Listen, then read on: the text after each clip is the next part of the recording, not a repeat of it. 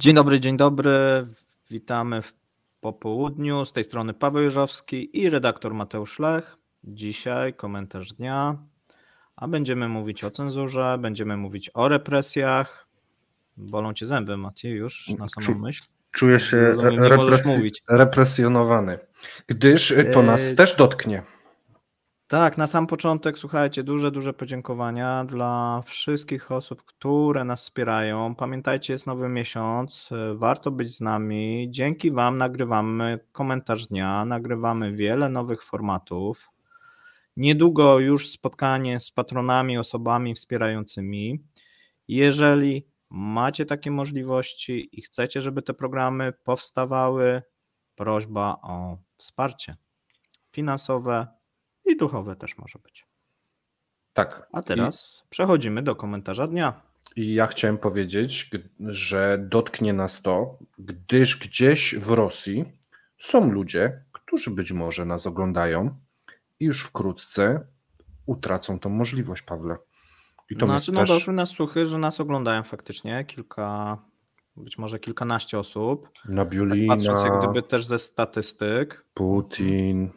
No ktoś te decyzje podejmuje po naszych wytycznych. W Petersburgu tak widzieliśmy że faktycznie ktoś nas ogląda. Jesteśmy też zaciekawieni kto, a więc piszcie, jeżeli nas oglądacie z Rosji, to piszcie z jakich miast nas oglądacie, jak to wygląda, czy używacie tutaj właśnie napisów, czy też nie, bo może się okazać, że faktycznie to nie są osoby ze służb, a jeżeli ktoś ze służb ogląda, no to też... To dalej nas będzie oglądał akurat. Nadal będzie nas oglądał, ale będzie miło, jak tam też jakieś słowo szepnie, chociaż zapowiada się, że no chyba to będzie ostatni rok, kiedy będziemy dostępni w Rosji, dlatego, że dzisiaj na CEP-ie mówiliśmy, że mają się pojawić ograniczenia.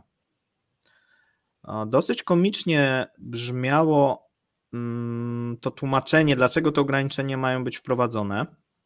Natomiast jak się przyjrzymy troszeczkę szerzej, to one nie są komiczne, bo mówiono o tym, że zużycie sprzętu i wykorzystanie łącz się zmniejszy, jeżeli ograniczy się YouTube'a. Albo go się wyłączy, albo ograniczy się pewne treści na YouTubie.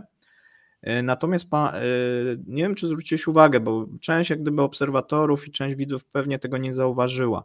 Projekt, bo jest kilka projektów. Ogólnie jeżeli mówimy o cenzurze, to nie mamy jak gdyby jednego projektu,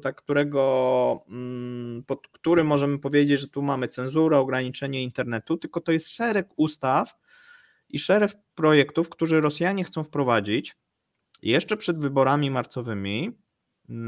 One były już w 2022, dotyczyły, na samym początku to chyba dotyczyło konfliktu, tak, i że nie wolno obrażać tej rosyjskiej armii. Potem doszły te rzeczy związane z, nazwijmy to, tradycjami rosyjskimi. Jak zwał, tak zwał. No chodzi o to, żeby te nurty lewicowe, które są popularne powiedzmy w Europie, w Rosji zakazać. No i również tradycyjny tak zwany model rosyjskiej rodziny, gdzie jest pani i pan.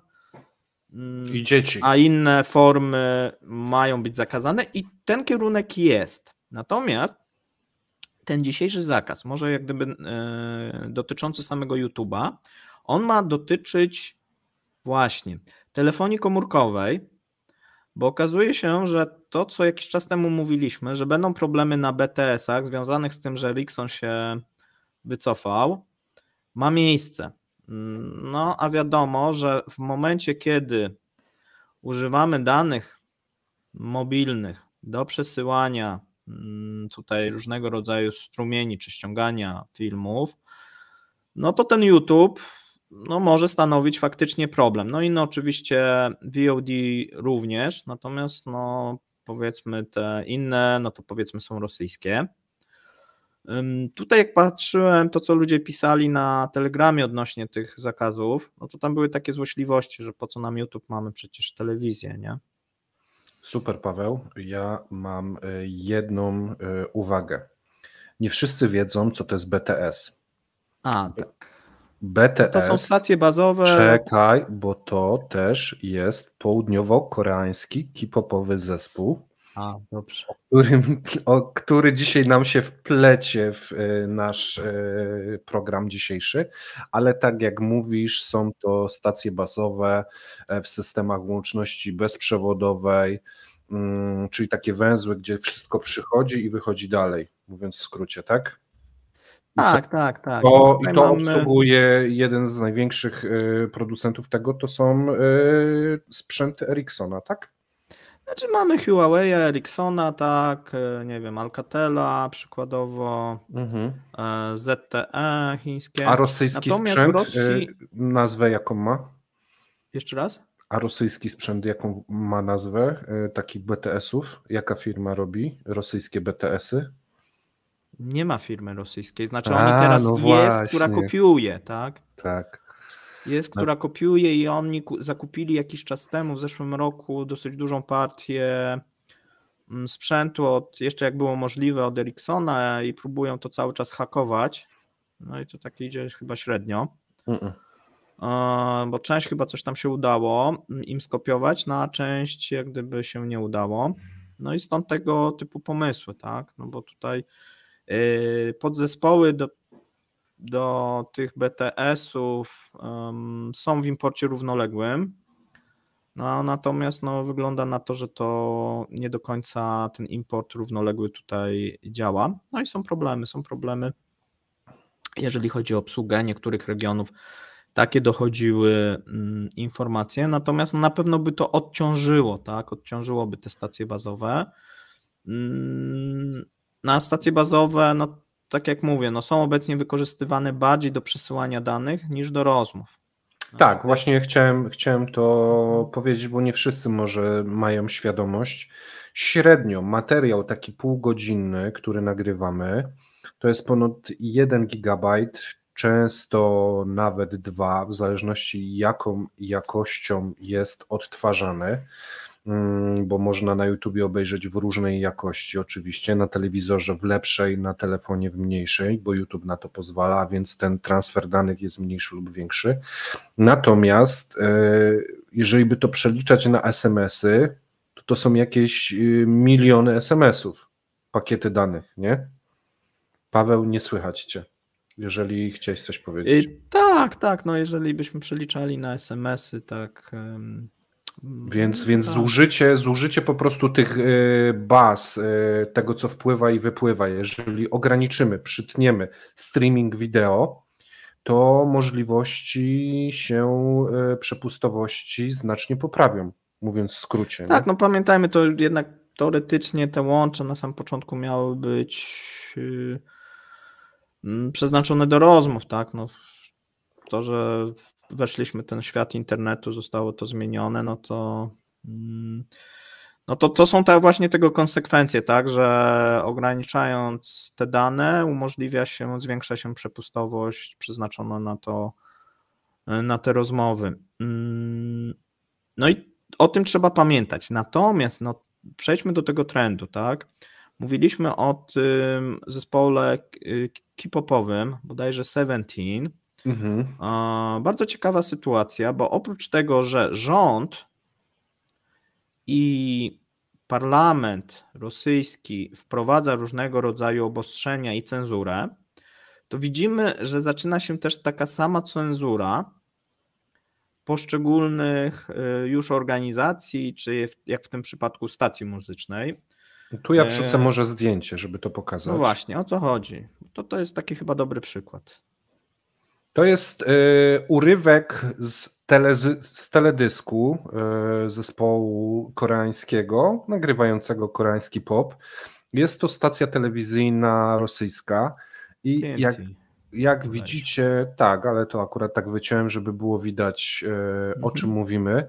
Jak widzicie te dwie takie szarawe smugi, to nie jest błąd to jest tęcza. Kamerzysty. Tu w oryginale była tęcza. Natomiast w Rosji w ramach autocenzury, nie wiedzieć czemu, na teledysku tęczę wykasowano. Znaczy wiedzieć czemu, bo stacja już dostała kary i grozi jej wpisanie na listę agentów zagranicznych. a w momencie jak staną się tym agentem zagranicznym, no to są niepożądani na terytorium rosyjskim, no i następne problemy mogą się im przytrafić, łącznie z aresztowaniem. A więc oni tutaj profilaktycznie, żeby nie być oskarżani o promowanie nietradycyjnych wartości, nierosyjskich, no to coś takiego zrobili.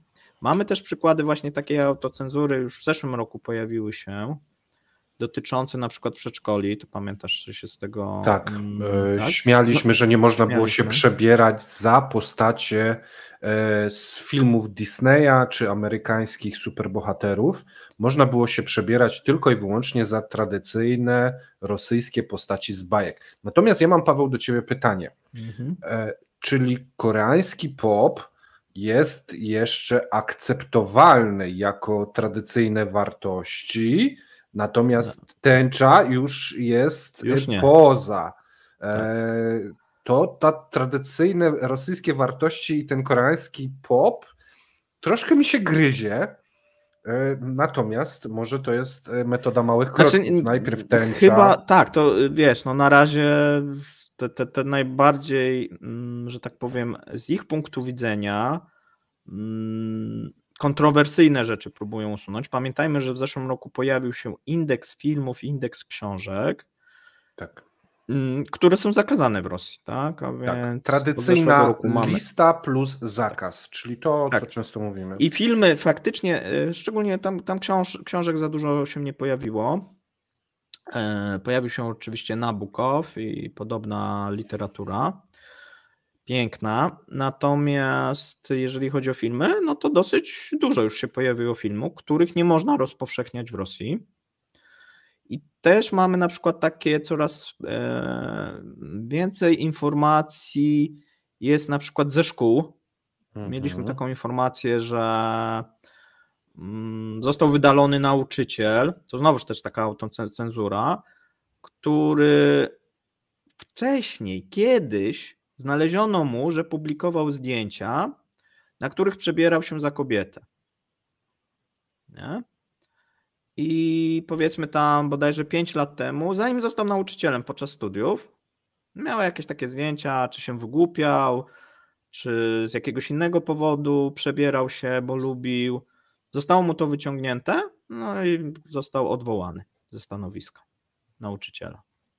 Wiesz co, a ja się tak zastanawiam. I to pokazuje, tak, że to jest jak gdyby kierunek taki i zarówno ze strony władz, jak i taki oddolny. Ale to nie jest chyba w tym momencie dla Rosjan tak najgroźniejsze. Najbardziej zastanawiające się to, co teraz próbuje się zrobić, czyli zakazanie działania VPN-ów i powolna filtracja niektórych adresów IP, które mają być niedostępne i uznane za szkodliwe. Tutaj się powołuje na ochronę internetu i ochronę oczywiście dzieci, i ochronę obywateli, że oprogramowanie złośliwe, no ale też się mówi o złowrogiej propagandzie. Tak. I trochę to jest tak, że my zakazaliśmy ze strony Unii Europejskiej, zauważ, też wprowadziliśmy cenzurę. Zakazaliśmy treści propagandy rosyjskiej. Rosyjskiej, tak. I teraz oni próbują to, próbują robić pewien symetryzm, tak? Czyli mówić, ok, jest propaganda zachodnia, ona jest szkodliwa i zaczynamy zakazywać, tak? Na początku jest to obyczajowe, ale już teraz się mówi o jak gdyby, żeby Rosjanie nie mieli dostępu do portali informacyjnych zachodnich. Okej, ale to odpowiedź symetryczna. My zakazujemy tego, że Rosjanie mówią, że nie mordują dzieci, nie bombardują, Ukrainy i nie niszczą ich mieszkań, a oni zakazują nam tęczy, w sensie swoim obywatelom. Swoim obywatelom, tak. Tak symetrycznie. Na razie.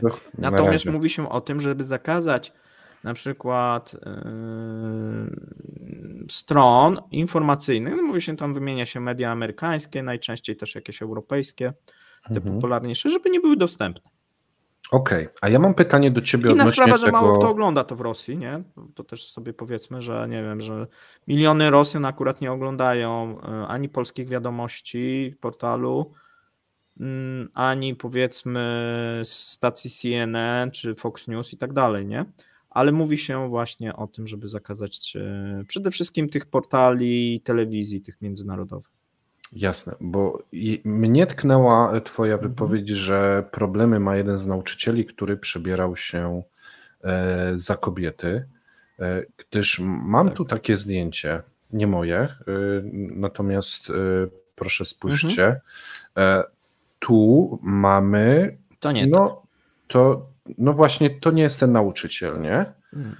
On tak występował, długie włosy czarne, trochę inaczej, w skórze czarnej. Natomiast wiesz, kto to jest? Nie. Na tym zdjęciu? Syn Sołowiowa. I co no tak, pamiętam, tak co mu wyciągnąłem. No właśnie, i pytanie, czy... Ale to chyba nie w Rosji robione zdjęcia, więc chyba można. Chyba można. Natomiast jak daleko pójdzie ta cenzura? No wiesz co, i tu jest bardzo duże niebezpieczeństwo, bo ta cenzura, Rosjanie nie wiem, czy do końca to wszystko przemyśleli, bo ta cenzura łączy się też z takim odrodzeniem religijnym na południu Rosji, w tych krajach muzułmańskich. Tu akurat im powiedzmy ci ekstremiści muzułmańscy, islamscy i ci właśnie rosyjscy mówią jednym głosem. No tak. I efekt będzie taki, że znikną nam treści. No właśnie, inaczej, bo cenzura będzie się zaostrzać. Będą propagowane treści tradycyjne. Ale czym jest tradycja w Rosji, czyli w kraju wielu kultur, gdzie żyją muzułmanie, żyją wierzący prawosławni, żyją chrześcijanie? Co będzie tą tradycyjną wartością i jeżeli cenzura będzie się zaostrzać, to musi obrać jakiś chyba kierunek, tak? Czy nie? Bo wiesz... W mojej ocenie tak i tutaj będzie to podłoże religijne coraz bardziej... Ale której religii? Bo w Rosji prawosławnej. Tak, pomimo tej Tak, bo jeżeli popatrzymy tam, gdzie najczęściej ci ludzie są dyskryminowani, to te kręgi najczęściej gdzieś powołują się właśnie na jakieś powiązania, czy z Kościołem prawosławnym, czy odwołują się do tradycji takiej religijnej i tak dalej. I tu też mamy taką, pomimo że na przykład strony mówią tym samym głosem, tak, ci radykałowie islamscy będą mówili tak samo jak ci radykałowie, powiedzmy, prawosławni, to jedni i drudzy nie będą, znaczy będą się zwalczać, bo tu już widzimy też zwiększenie takich postaw, można powiedzieć narodowo, rasistowskich, tak, ze strony Rosjan, bo widzimy różnego rodzaju próby ograniczenia napływu migrantów do Rosji. No i widzimy właśnie nawoływania, tak, żeby tutaj, o ile obecna władza na przykład nie jest nacjonalistyczna, to jednak może nie to, że sprzyja, ale nie każe w żaden sposób takich postaw, czyli jak gdyby je toleruje. Toleruje zarówno te postawy, które są właśnie oparte o właśnie ten Kościół, jakiś nacjonalizm, jakieś takie postawy też radykalne, ale też toleruje te postawy radykalne islamskie, może dlatego, że w tym momencie nie ma czasu, ani możliwości, ani środków, żeby to zwalczać. I to jest jak gdyby groźne, myślę, też dla obecnego reżimu, tylko że są jak gdyby inne problemy i tym reżim się nie zajmuje. No dobra, no i co dalej w takim razie? Bo Jeżeli to będzie postępować... I jeszcze co ciekawe, reżim zbliża się często do tej podstawy właśnie bardziej tego nacjonalizmu i takiego powiedzmy, nie wiem, czy prosłowiańskiego, no takiego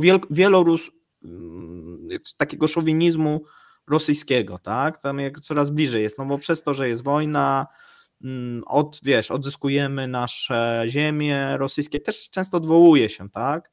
Do tego, pomimo, że chyba nie było do końca zamiarem Putina,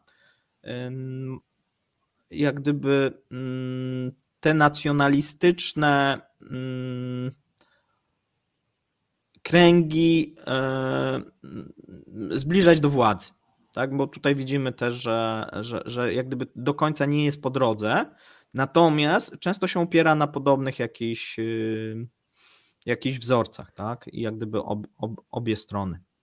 Ale czy Kreml nie upiecze dwóch pieczeni na jednym rożnie? Bo zobacz, eliminujesz przekaz z Zachodu. To jest ten tak, to pierwszy, będzie następować. To ten najważniejszy. Natomiast tworzysz mechanizm i redagujesz te treści w takim nastawieniu prawosławnym, słowiańskim, wielkoruskim i to pompujesz tylko w media. Ograniczasz dostępność lub zwiększasz kontrolę nad wszystkim poprzez blokadę VPN-ów, więc materiały jakieś radykalizujące postawy islamskie, muzułmańskie z krajów gdzieś ościennych czy z Bliskiego Wschodu też ci nie przychodzą. Więc może to też jest sposób tu zablokować Zachód, ale tu też próbować kontrolować to, co dzieje się na południu Rosji. Czyli wiesz, bo wtedy też zyskujesz nad tym kontrolę może w jakiś sposób. Nie, myślę, że moja ocena akurat tutaj jest bardzo pesymistyczna w stosunku do południa. Uważam, że im będzie gorzej w Rosji, tym te ruchy radykalne islamskie będą coraz silniejsze. Bo tam jest najbiedniej, więc to będzie, wiesz, pierwszy... Najbiedniej, ale też jest, wiesz, no bo tutaj dostajesz prostą receptę. Żyjemy według Koranu, żyjemy według szariatu, wszystkie nasze problemy są szatan, Putin, to wszystko tak, a jeżeli byśmy się tutaj zwrócili w stronę Boga, no to wtedy wszystko zostanie naprawione i dostajesz bardzo prostą receptę, bo tak twoi rodzice, dziadkowie, nie? Jak gdyby budujesz, nie potrzebujesz do tego moim zdaniem. Oczywiście będzie wykorzystywane jakieś tam media społecznościowe i no tak właśnie, dalej, ale tu jesteś w stanie, jeżeli stworzysz mechanizm, próbując odciąć się od Zachodu, tak, to masz gotowy mechanizm, żeby próbować tam to ucinać albo identyfikować. Tylko wiesz, jeszcze jest problem, że sporo jak gdyby jabłka, nie? Tego, no powiedzmy, tych wpływów, no nie tylko jest jak gdyby z internetu, tylko no po prostu tak ludzie rozmawiają ze sobą, przekonują, idą na spotkania, idą do meczetu, w meczecie jest pewna indoktrynacja tych ludzi. W tym momencie Kreml nie panuje, no zobacz co się dzieje w Czeczenii, w Dagestanie, on nie panuje nad tymi terenami na ten moment, tak? No bo tam policja federalna ma de facto zakaz. Już teraz coraz więcej tych lokalnych praw jest opartych o szariat i coraz więcej jest skarg na to, że nie jest respektowane rosyjskie prawo, nie? Czy tam, wiesz, gdzieś tam... To może w drugą stronę. Ta cenzura spowoduje, że Rosjanie z okolic moskiewskiej, tu z tej części europejskiej, nigdy się nie dowiedzą, co się dzieje w tych południowych terenach Rosji. Tak. To też, wiesz, tu odetniemy informacje od Zachodu, ale też odetniemy informacje z naszego południa. Będą, owszem, jakieś informacje się przedzielać, ale na zasadzie jakiś telegram, jakaś ciocia powiedziała, że coś tam, natomiast nie będzie informacji w wiadomościach. No tylko co to da? Da to czas. Da to czas Da reżimowi, to że jak czas tu i się da to uspokoi, jeszcze żeby jedną ewentualnie rzecz, tamto tłumić. bo zauważ, w co teraz jest pompowane są pieniądze. No wojnę. Nie tylko. W aparat bezpieczeństwa. A tak, na dużą skalę. Mówiliśmy Na o tym, dużą że... skalę, tak? Bo po co? No bo z jednej strony Rosjanie zakładają, że trzeba wygrać tą wojnę, z drugiej strony zakładają represje na tych terenach okupowanych, ale i też represje wobec własnych obywateli. No internet jest oczywiście takim przykładem, można powiedzieć, miękkim. I teraz tak, no możesz powiedzieć, no okej, no ktoś tam jest aresztowany, no ale nie mamy jakichś masowych aresztowań. Bo nie wiemy, nie widzimy, nie słyszymy, a to może być nie w skali widzimy, kraju nie słyszymy, no tysiące. ale nie ma tego aż tak. Tylko, że Mhm. ja mogę odpowiedzieć, że w marcu są wybory. My jak zwykle dużo mówimy o tych wyborach. Wszyscy mówią, że przeceniamy. W mojej opinii nie przeceniamy. Dlaczego? Dlatego, że władza chce te wybory, przed tymi wyborami wypaść jak najlepiej.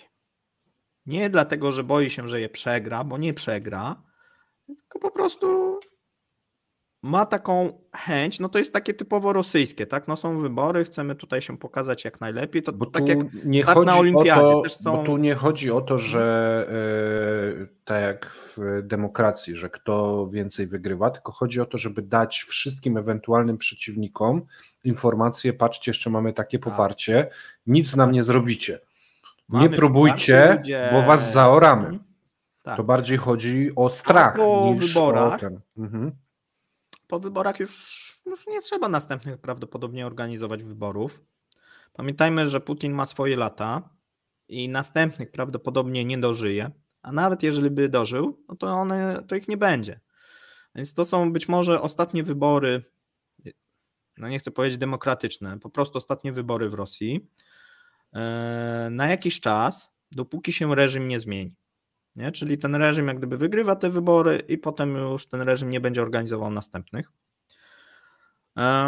I wtedy przyjdzie czas, żeby się rozprawić. To znaczy też będzie sprawdzanie, kto jak będzie się zachowywał teraz, żeby po tych wyborach, bo po tych wyborach dużo rzeczy można będzie zrobić. Już nie trzeba będzie się liczyć z jakąś opinią społeczną, czy mieć poparcie, a więc wtedy dopiero będziemy świadkami represji wobec przeciwników, wobec osób, które są osadzone właśnie w więzieniach i tak dalej. Teraz jest taki czas na przetrzymanie, bo zostało nam raptem ile? 4-5 miesięcy. Tak, teraz chodzi o to, żeby ładnie wypaść, tak? Ładnie wypaść przed tymi wyborami. Ale żeby wdrożyć wszystkie instrumenty monitoringu i... Tak. Ale powoli się do tego przygotowujemy i widzimy zarówno rząd, jak i nadzór, tak, no tutaj przygotowuje się do tego, żeby wprowadzić, no myślę, że taki model bardzo zbliżony do tego modelu chińskiego, tak, czy Korei Północnej. Tu warto wspomnieć, że pisaliśmy o tym w zeszłym roku. Ostatnia wizyta Xi chyba była u Putina, gdzie oni się żegnali, żegnaj drogi przyjacielu, nie wiem czy pamiętasz, to było w okolicach marca i po tej wizycie Xi wysłał do Moskwy cały sztab ludzi, techników, którzy mieli pomóc przygotować Rosji podwaliny pod swój własny internet, można by powiedzieć, taki w stylu chińskim, że odcięte od zewnątrz, że w środku tylko to, co władza pozwoli, co jest jej na rękę, blokowanie VPN-ów, śledzenie dosłownie wszystkiego. I grupa ekspertów przyjechała po tym spotkaniu do Chin i siedziała tam kilka tygodni, z tego co pamiętam, i chyba uczyła Rosjan przygotowywać to. No tak, no myślę, że tak jak już powiedziałem, tak, model chiński najbliższy, mają doświadczenia, będą się na tym opierać. Ale na sprzęcie chińskim? Przy obsłudze chińskiej? Myślę, że przy tak. Przy kontroli chińskiej? Tak. że tu Chińczycy będą mieli swoje furtki i będą w stanie sobie to sami weryfikować? Tego nie wiem, wiesz, no tutaj oczywiście nie będą ufać, no ale na czym mają się oprzeć? Na sprzęcie zachodnim, na rozwiązaniach zachodnich? No oni Których nie będą mają. mówić, że korzystają z własnych rosyjskich. No ale czy Rosjanie mają aż taką wiedzę i takie umiejętności? No w pewnych aspektach pewnie będą, a w pewnych będą musieli się jednak wspierać, tak, na tych rozwiązaniach chińskich. Okej.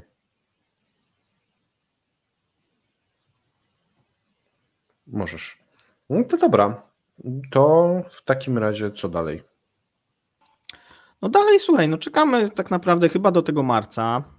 Ja bym tutaj widział, że jakieś tam pojedyncze projekty będą uchwalane. Cenzura obyczajowa na bank będzie, taka, która będzie przypominała to, co mieliśmy za komunizmu. Cenzura dotycząca internetu też będzie, ograniczenie tego internetu też, no to myślę, że może zdarzyć się tak, że w przyszłym roku YouTube na przykład zostanie zbanowany w Rosji, a na pewno część treści. Od kilku miesięcy przygotowuje się pod przejęcie ruchu YouTube'a w Kontakcie i jeszcze jedna platforma, teraz mi wypadła z głowy. Influencerzy rosyjscy, którzy nagrywają na YouTubie, dostali propozycję kontraktów całkiem sowitych, żeby przejść z YouTube'a właśnie na tamte platformy, żeby przygotować migrację ludności właśnie na te nowe platformy streamingowe, po to, że jak zostanie to odcięte, żeby ta migracja poszła płynnie i łatwo i żeby też nie spowodować buntu. Bo słuchaj, nie masz głosu. Dla ciebie, dla twojego pokolenia internet, YouTube to jest, wiesz, dodatkowe źródło. Natomiast dla młodego pokolenia, 20-30-latków, internet i YouTube są częścią ich życia. To jest cyfrowe pokolenie. Ono działa, myśli, pracuje, funkcjonuje inaczej. Ale nie w Rosji. Nie, zupełnie się nie zgadzam. No tutaj mamy Rosjan, którzy są przyzwyczajeni, być może to nowe pokolenie mniej, ale rodzice lub jak gdyby całe otoczenie szybko ich sprowadzi do ziemi, że zawsze może być gorzej, tak? I to jest jak gdyby Rosja, tak? Tutaj oni będą raczej myśleć tak, jak ich rodzice czy dziadkowie, czyli żeby przetrwać. Część oczywiście wyjedzie, tak? Ci, co wyjadą, to ten, no ale ci, co zostaną, no oni się nie będą buntować. Ja gdyby w ten bunt, jedyny bunt, który ja wierzę w Rosji, tak? To jest bunt na, jeżeli w Rosji na przykład by przestali wypłacać emerytury, pensje, czyli jak gdyby ten aspekt ekonomiczny. Bunt emerytów bardziej zakładasz niż bunt młodzieży. Nawet nie emerytów, tylko rodzin całych, no bo to jest jak gdyby, wiesz, z tej emerytury to czasami i nie tylko ten emeryt, tak, tylko jak gdyby mówię cały system, tak, jeżeli by im się załamał, tudzież byłyby jakieś problemy właśnie natury ekonomicznej. Natomiast natury tego typu, że internet zostanie ograniczony, czy media społecznościowe wyłączone, no nie, no będzie tam Telegram, będzie V-Kontakte. Czyli, no ale dobra, ale władza jednak bierze pod uwagę to, że młode pokolenie jest stworzone na internecie i wychowane w internecie, bo nie zrobiła tego gwałtownie, tylko przygotowuje się do tego od wielu miesięcy, już można powiedzieć. Czyli, tu masz rację. Czyli jednak gdzieś się tego obawiają. Tak. Nie. Myślę, że jakby było, tu chodzi bardziej o to, żeby nie było jakichś tam obrazków, że ktoś nakręci, jakiś na przykład jest protest w Moskwie, nie? No po wyborach jak będzie protest, to tam może nawet i 50 000 protestować, nie? I 500 000 tam się ich spałuje i tak dalej, no ale przed wyborami nie będziemy tego robić, no bo to będzie źle wyglądać. Nie chcemy, tak? A więc ja bym sobie wyobrażał, że właśnie po marcowych wyborach, no to będzie stop, tak? Stop jak gdyby, nie wiem, YouTube, stop, inne rzeczy. no nie po to się buduje, wiesz, ten taki aparat represji, żeby go nie wykorzystać. No to wiesz, nie po co opłaca się tyle ludzi. No pamiętajmy, że wiesz, bo wszyscy koncentrujemy się na tej wojnie, natomiast no jednak wzrosty nakładów oraz wzrosty też wynagrodzeń związanych z osobami, które pracują w tym, no myślę, że w przyszłym roku będą odczuwalne, więc trzeba będzie to będzie, wiesz, też takie powiązanie, bo oni sami będą przychodzić do władzy i mówić, słuchaj, ale tu trzeba zrobić na przykład porządek z tymi, tu trzeba zrobić to, tu trzeba, mamy zielone światło? To nie jest tak, że car siedzi i mówi, dobra, to teraz zakażmy tego, nie? Tylko są tacy nadgorliwcy. Ale to jest też po coś robione, nie? To nie jest tak, żeby, bo inaczej, bo spójrzmy na tą sprawę w ten sposób. Po co to zakazywać? Wystarczy poblokować te programy zachodnie. No i po co zakazać tego YouTube'a? Jak poblokujesz tylko na przykład kanały CNN, coś tam, no i po cholerę to blokować. Nie, no być może będzie teraz częściowy jakieś takie ograniczenie, zakaz, natomiast nie, ja bym był raczej z tym, że będzie, jeszcze raz mówię, taki model jak w Chinach, tak? Że to, co władzy wygodniej będzie lecieć, to, co niewygodnie będzie nie lecieć i nawet sami Rosjanie będą się, że tak powiem, autocenzurować, tak, żeby tak było jak trzeba. Bo jeżeli nie wyłączą całkowicie, tylko powycinają, to ty jako przeciętny zjadacz chleba może i powycinają, wydaje mi się, że wyłączą co niektóre rzeczy, i wiesz, bo łatwiej. Że wyłączą całe programy, całe na przykład YouTube, tak. bo mi się wydaje, że wiesz, że jak powycinasz, to ktoś puści YouTube'a i ma, wiesz, też od groma miniaturek, filmy, i on nawet powie, nic nie jest wycięte, wszystko działa, co wy tam opowiadacie? Ale to jest zachodnie jakieś, no po co, mamy swoje. I wiesz, pamiętaj, że jest też taka tendencja w Rosji, teraz mamy swoje, nasze jest lepsze. Okej. Tak, no będziemy jutro mówić na temat tam, nie wiem, odzieży, chemii, chemia rosyjska lepsza, odzież tak samo, nie? Niż ta zachodnia. Myślę, że tak. Co będzie, te tendencje takiego izolacjonizmu będą silne, bo wiesz, tu się będzie kilka właśnie tych rzeczy nakładać, wiesz, nasza tradycja, to co my reprezentujemy, wszystko co rosyjskie jest lepsze. Okej, ale Rosjanie sami w większości w to nie wierzą. Przecież jak telefony, to iPhony, jak samochody, to Mercedesy. No tak. Wiesz, o co chodzi? Że oni nie wierzą w to, że to co rosyjskie jest lepsze. Oni wierzą w to, że to shit jest przecież. No nie. To jak gdyby to jedno z drugim się nie kłóci. No to wytłumacz mi to. W Rosji jedno z drugim się nie kłóci.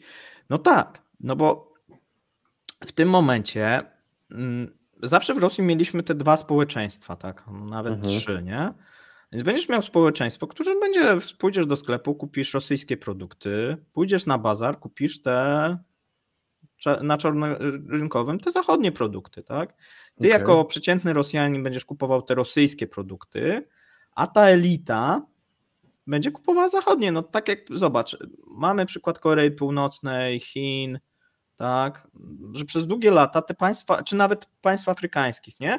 Że one, te elity sobie, że tak powiem, kupowały te zachodnie rzeczy, natomiast nie przeszkadzało to wmawiać masom, że te zachodnie są gorsze, tak? Okej, ale to nie działa. W sensie w Rosji wyznacznikiem... Korea Północna do tej pory, że tak Słuchaj, powiem, ale nie o to mi chodzi. Słuchaj, wyznacznikiem pozycji społecznej w Rosji jest to, czy ty masz iPhone'a i bierzesz go na kredyt. I to zamiast, wiesz, zapłacić czynsz, ty bierzesz kredyt na iPhone'a, żeby pokazać swój status społeczny. Więc tak, rosyjskie lepsze, tak, machniemy ręką, no ale pójdą po zachodnie rzeczy, będą chcieli zachodnie. Takie jest przynajmniej moje zdanie w tej kwestii. Dajcie znać, widzowie, co sądzicie, bo ja rozumiem pompą propagandy, że trzeba mówić to tak, będziemy mówić, kiwali głową, ale pójdą do domu i będą szukali iPhone'a po necie, gdzie go kupić. Tak mi się wydaje, jeżeli będzie działał. A, no tak. Bo wiesz, bo ty też zakładasz, że będzie działał, może się okazać, że po pierwsze przestanie działać, po drugie... Ale to tak iPhone jest, wiesz, to takim tym, nie? Przykładem, może tak, to być proszek. No ale dobra, nawet odzieży. Teraz mają ten pomysł, że zakażą zachodniej odzieży,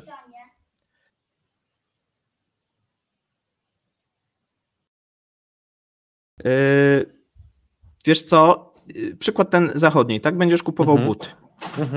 No i oczywiście wszyscy będą chcieli zachodnie buty. No tak. Ale te zachodnie nie będą dostępne, bo przecież mamy rosyjskie.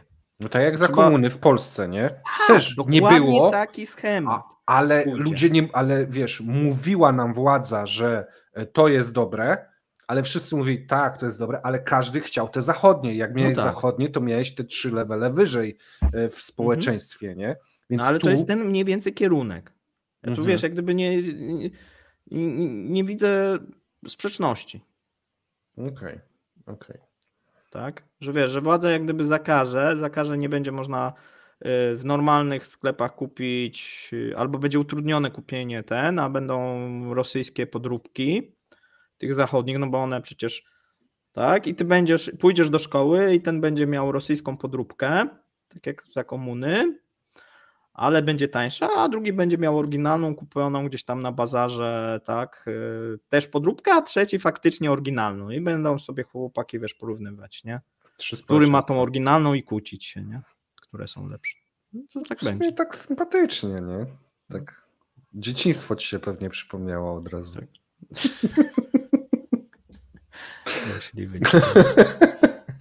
Myślę, że tym optymistycznym akcentem możemy zakończyć. Czyli podsumowując, kurtyna opadnie gdzieś w okolicach kwietnia, według ciebie. Tak. Zdecydowanie tak. No tutaj będą marca, znaczy no po wyborach, tak, kwiecień. No może maj, tak, no bo to czasami coś trzeba będzie jeszcze przygotować, zrobić, może tak od razu nie. Miesiąc miodowy, nie? Z nową władzą. Nie? Tak. Dobra. W takim razie z naszej strony wszystko. Trzymajcie się. Pamiętajcie o kciuku w górę. Komentarz zostawcie, jeżeli wam się podobało. Jeżeli wam się nie podobało, to też możecie dać złośliwy komentarz w kierunku Pawła, a w moim nie. Tak, jak najbardziej zapraszam tutaj. Ja odpowiadam często na komentarze, więc piszcie. Trzymajcie Dziękujemy. Miłego wieczoru. Trzymajcie się. Cześć. Hej.